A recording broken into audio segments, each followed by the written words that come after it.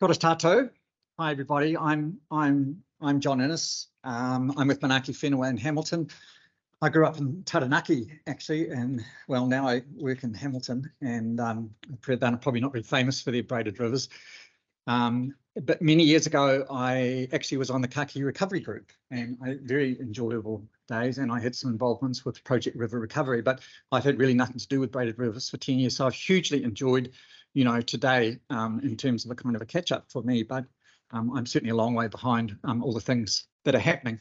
But this talk is about Norway rats, and I guess I've studied rats for a lot of my kind of science life, and that's why I've ended up here today. So to answer the short answer, they were called Norway rats because someone in England published a paper that said that the English Norway rats had come over from Norway, and that may well have been true, but the name just stuck, and it came out to New Zealand with our settlers, and they were always called Norway rats. But when I say they came from, they probably evolved in northeast China, which I'll show you in a minute. And I'd like to thank Anne Schlesman and Nick Ledyard and Sonny Whitelaw, who have helped me put this talk together. So here's a picture of the 4 rodents in New Zealand, and actually I'm going to say really nothing at all about the 2 littlest, which is the house mouse on the left and the Kiori, our first rat that arrived at the top. And so the Norway rat is the big fatty of the 3 rats, and it's the one at the bottom. And we got this picture drawn for the latest handbook of New Zealand mammals, and we called them butt aligned, these rats. So if you align their butts, then you'll see that the Norway rats have, it's a bigger body, it's the biggest rat we have, and it has a short tail. And I'm going to have 2 or 3 goes at the ID thing, but the main 2 rats that people encounter are the ship rat and the Norway rat. And a ship rat has big ears and a long tail, and a Norway rat has little ears and a short tail. And I don't know a really surefire way to get you to remember it, and my best attempt is this, that if you bend the ears of a ship rat forward, then they will probably cover the eyes. But if you bend the ears of a Norway rat, then there is no way that they are going. There are lots of other differences, and it's a funny thing because like all this stuff, right, when you get your eye in, you can tell these rats apart really quickly. But I appreciate, until you do, well, you haven't, you can't. Okay. So the Norway rat was the second rat to arrive. That arrived about the time of Cook, or whalers and sealers shortly thereafter. And at that time, it took over New Zealand really from the coast to the mountaintops. And it's a great swimmer, and so it's been on a lot of islands, and mainly in New Zealand's kind of ecological history, it's been a pest of seabirds and things on islands. And in fact, I might as well say it now, I think you folks dealing with them on rivers, this is the only mainland situation where people are targeting Norway rats for a biodiversity response.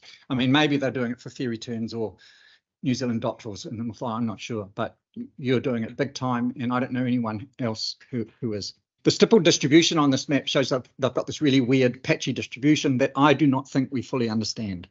And apparently they are absent from like southwestern of Fiordland. I did contact a few people to see if that was true. I mean, it seems fairly plausible, but I've left it there. It seems to be okay. That's the world distribution of Norway rats, and this and the ship rat, I'm going to show you their distribution as well. Those 2 and us, we are the 3 most widely distributed mammals on the planet, and that's the big point of this talk, right? This mammal has conquered the planet. They are fairly cold adapted. They can live in freezers. They just get shaggy coats, but they can do it okay. And around most of the world, they're the city rat. And they're called the common rat or the city rat, but in New Zealand we're kind of odd because they're all through our landscapes, and that flexibility is exactly the problem with this animal. Well, I didn't.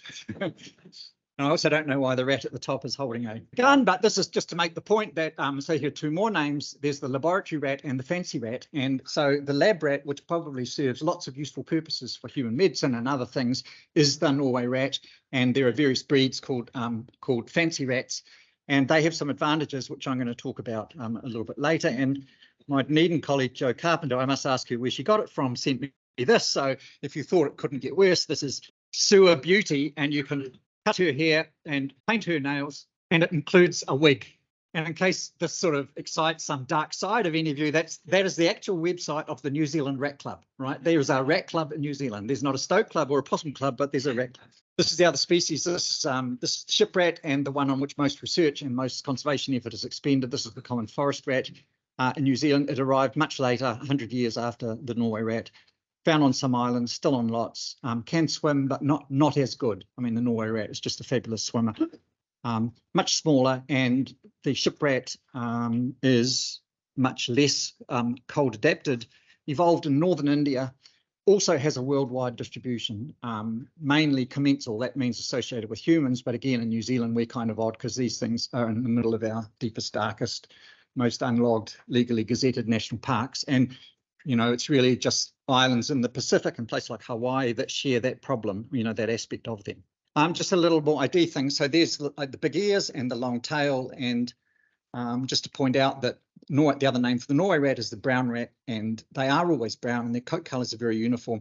And their belly fur, if you kind of blow on it or rub on it, it's very dark. It's really distinctive when you get your eye in. Sorry, do you think I'm over interested in these? Norway rats can be very big rats. Okay, so here's just some data about it's the percentage of Norways compared to ships really across the country, and the only one that is 100% Norway rats is in the Waitaki Basin, and I think all the other sites are actually in the North Island. It was just where I could get data. And just to make the point that Norway rats are scattered through these landscapes, and probably this is outside large forests, I should add. So in really great big forests, Norway rats are frequently entirely absent, including maybe in beech forests, but weirdly in the North Island, I mean, we trapped in Puriora forest, for example, and there was one trap in the middle of this forest that yielded 43 Norway rats, I think, in 4 years at one trap. And so they just turn up in the oddest places. But yeah, around water, you tend to get Norway rats, and if it's treed, you tend to get ship rats. And this is the kind of picture. These are data from Ashley Rakahuri, and I know that both Grant and Nick are here, and probably the other authors. So I think these are fabulous data. I just want to compliment you folks for actually recording these rats, you know, to species. And I find these graphs really interesting. So this is looking at catch per 100 at night, so allowing for effort and just going, you know, left to right from the berm and out into the fairway. And the ship rats are in orange, and they're in the berm, and then they kind of disappear. And the Norway rats are a bit the opposite. They're on there's not many of them in the berm. They're present, right? This is this Norway rat thing, probably in small numbers. They're on the island, but when there's a vegetated island, there weren't many. I just find that so interesting, and I do wonder if those other colours that are in that right-hand column, the veg island, you know, which is these are predators really, you know, weasels, cats, ferrets, so on, are having an impact on Norway rats. And I don't think that we have got to the end of this business about interactions between these species. And same thing by cover type. This is sort of traps. So going, you know, this is from the fairway to the berm. And so that's from left to right, it's driftwood, lupin, scrub, single tree, and trees. And when you get to the trees on the right-hand side, the ship rats, which are the orange colour again, there's more ship rats. The further you get towards the trees, more ship rats and the fewer Norways. And that's really how they work, I think. Okay, so just some behaviour things. The Norway rats compared to ships, the Norways, they're much larger. So really the average size of a Norway is not that different to the maximum size of a ship rat, really. Norway rats can climb, but they're not very good at it. They're amazing swimmers. They burrow, and they can be colonial. They tend to be found near water. Both the species might live with humans. Norway rats use runways, and so they don't like race around all over the place like ship rats do, but they have little trails. And they might be a bit more inclined to come out in the daytime if the food supply is okay. Right, now this is just, it's just really rare to see some sort of encounter between predators. And I was saying, I don't know, we know much about this. This is a stoat attacking a rat. You watch this.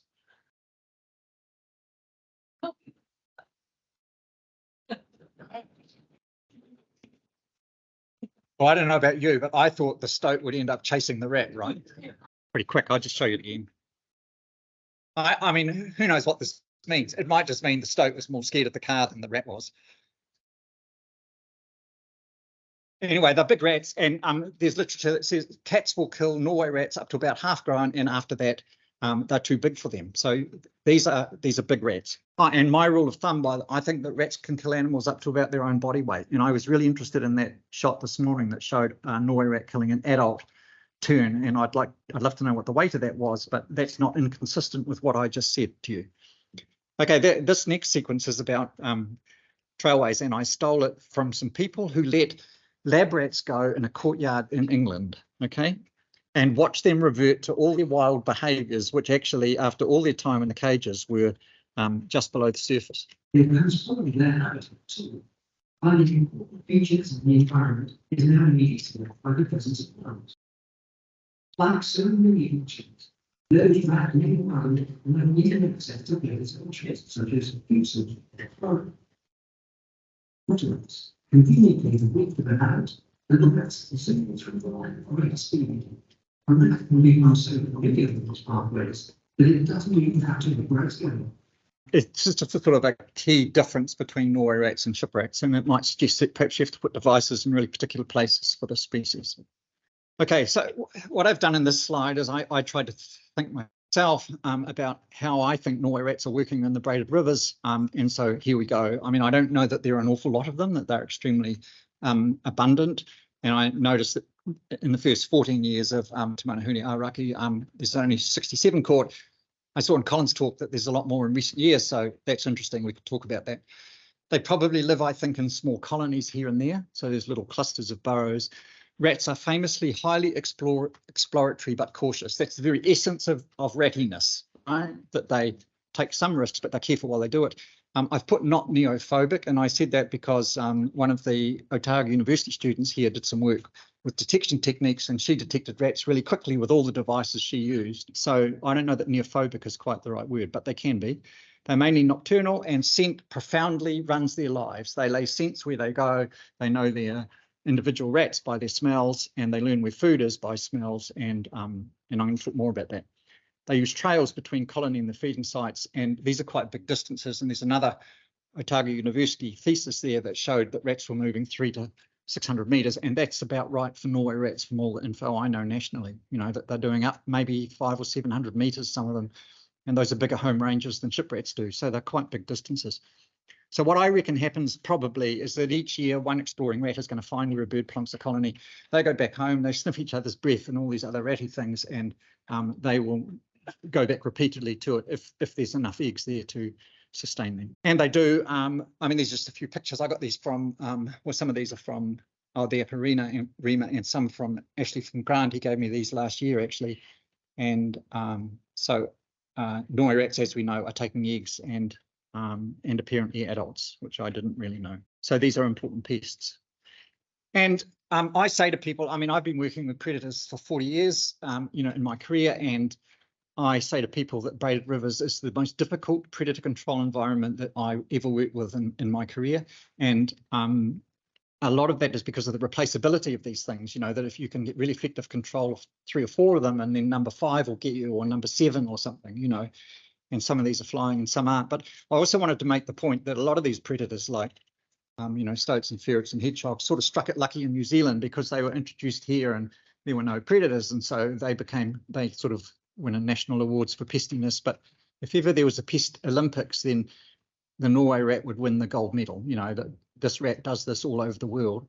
And if you look at this picture of predators, that, you know, you've got to expect you're going to have to go to plans C, D, and E or something with that species. They're a very difficult pest. And they're controllable. I mean, so there's this weird element, right, of Norway rats. So this graph shows island eradications of rodents in New Zealand, and the Norway rats are the little purple triangles. And so the first one started in 1959, actually. That was Norway rats. And our biggest one, which is up the top there, is Campbell Island, and that is also Norway rats. And the biggest eradication for rodents anywhere in the world was also Norway rats, and that was 107,000 hectares on South Georgia Island in the UK. And this, of course, is helicopters plus GPSs plus Bodificum, right? This is the island recipe. That's how people have done this. So, but the species is oddly highly controllable, and it's also the same species that, when, you know, it's famously neophobic. So things like English piggeries and things, when you got these rats that absolutely refuse to take baits, then thank you, Sonny. Then that's also Norway rats, and so that's the animal. They've got this amazing span. Okay, so home straight. I'm just going to suggest some control things that occur to me, and I really want to say that I'm not an expert in this. Okay, so I haven't tried to do these things, but here are some suggestions. So you know, as we just heard, there are new gadgets coming along, and some of them hopefully will be beneficial for this species. Like a Spitfire is something that will throw toxin at a rat and it will groom the poison off its fur. There's a lot of stuff online that shows people shooting rats in European piggeries and things with an air gun, and these are very sophisticated weapons. I mean, they're probably 177s, but these guys are using thermal scopes or infrared light, and it's very fancy stuff. And I think it could be done perfectly safely. And I wonder if you could just spotlight these things. They're out in the open on riverbeds on these trails. I wonder if as soon as a bird plonked a colony down, if you could provide an alternative food in an opposite direction, like a compost heap. I mean, Norway rats famously use compost heaps. Go to dogs, so rat dogs, they're really valuable. So the scent is a flaw really that a dog can exploit and no one else sort of can. I think they can locate colonies before the bird's nest. They'll locate movement trails. They could actually catch rats. And we've done this ourselves. We put rats into a pest-free sanctuary and dogs found 87% of those trails. And so we know that it works. And also you can use these rats to lay down a trail. That's an advantage of one of those rats. This is my last slide, and it just makes the point you can also use them as lures. So this is a guy at Auckland, did a PhD using live lab rats as lures for traps, and he got very good results with this. And I think that this could be applied also down here. Thank you.